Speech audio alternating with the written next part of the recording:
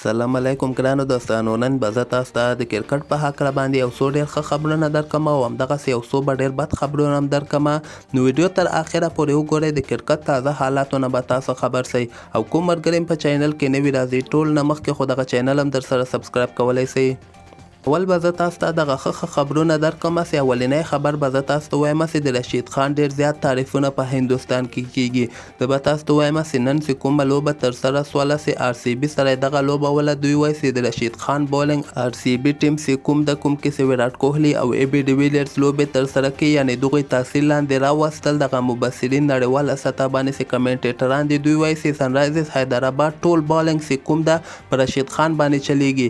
دوی دغه وایي چې تاسو خپله وګورئ رشید خان چې کوم میچ کې ورته ښه بولینګ ترسره کړي هغه میچ سنرایزرز حیدرآباد ټیم اتمن ګټي، او کوم میچ کې چې رشید خان وټکیږي رنزونه زیات ورکړي هغه لوبه بیا سنرایزرز حیدرآباد بایلي. یعنې 80% لوبې دوی د رشید خان په وجه باندې ګټي. او نن لوبه کې که موږ وګورو رشید خان 4 اوورو کې صرف 25 رنزه ورکړي دي او همدغسې یو لوبغاړی هم آوټ کړی ده.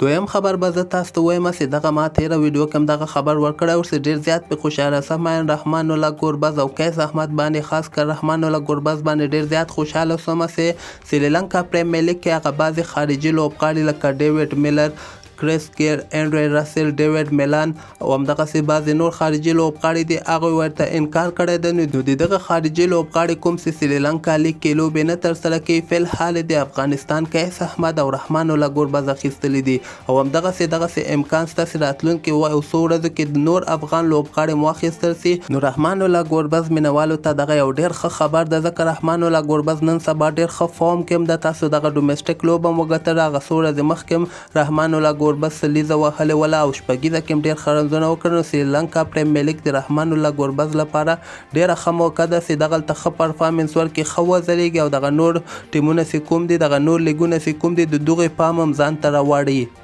او دې نه علاوه به زه تاسو ته د محمد نبي په هکله باندې یو ډېر بد خبر درکوم چې ډیوډ وارنر چې کوم د سنرایزرز حیدرآباد ټیم کیپټن چې کوم دی وایي چې د موږ د ټیم کمبینیشن اوس جوړ سو، موږ ته د محمد نبي الجت اوس نسته. دوی وایي چې جیسن هورډر لاتک سره د موږ ټیم اوس نور هم مضبوطه سوی ده او دغه راتلونکې لوبه چې ممبئی انډین سره دوی ترسره کوي، دوی وایي که موږ چېرته دغه لوبه وګټو نو موږ بیا کولی سو چې د آی پی ایل فاینل ته هم لاره پیدا کړو. د موږ ټیم اوس په فارم کې راغی، اوس موږ دغه د موږ ټیم کمبینیشن جوړ سو. نو محمد نبي راتلونکي لوبه کې ورته موقع نه ورکول کیږي، نو ډیره مشکله ده محمد نبي لپاره. دغه آی پی ایل دومره خوندور هم نه و، صرف یو لوبه کې لوبه ترسره کړله. خو د خیر بیگ بیش لیګ کې به که خیر دا ورته 3 خارجي لوبغاړي په هر یو ټیم کې لوبیږي، نو دغلته محمد نبي به که خیر زیاتو لوبو کې ورته موقع ورکړي. او زه به تاسو ته وایم چې محمد نبي او نور احمد چې کوم دي د بیگ بیش په یو ټیم کې دواړه اخیستل سوي دي. میلبرن رینیګیټس په نوم باندې چې کوم ټیم ده هغه کې اخیستل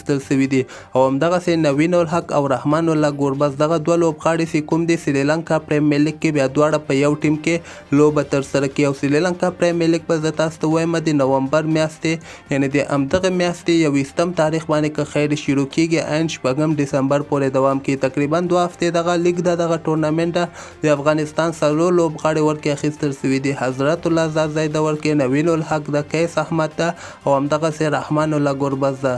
او دې نه علاوه به زه تاسو ته یو بل ډېر بد خبر درکوم د شفیق الله شفق په هکله باندې. داسې معلومیږي چې شفیق الله شفق کرکټ همیشه لپاره پرېښوده او دی تللی د پاکستان ته.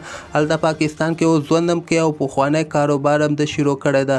دغسې راپورټونه راغلي دي چې شفیق الله شفق اوس هلته مځکې اخلي او همدغسې خرڅوي. نو کرکټ لپاره همیشه لپاره شفیق الله شفق ختم سو، نو نور به د افغانستان لپاره شفق تاسو نه وینئ په کرکټ کې. دې نه علاوه به زه تاسو ته وایم چې د پاکستان او د زیمبابوې چې کوم سیریز دغه اولنۍ لوبه خو زیمبابوې بایللې وله، پاکستان ورنه ګټلې وله. دغه دویمه 50 اوریزه لوبه چې کومه یوه ده دغه به د یکشنبې په ورځې باندې ترسره کیږي، 1 نومبر باندې به ترسره کیږي. او که تاسو غواړئ دغه لوبه لایو وګورئ تاسو یې کولی سئ پاکستان چینل پی ټي وي سپورټ باندې دغه د پاکستان او د زیمبابوې لوبې لایو وګورئ.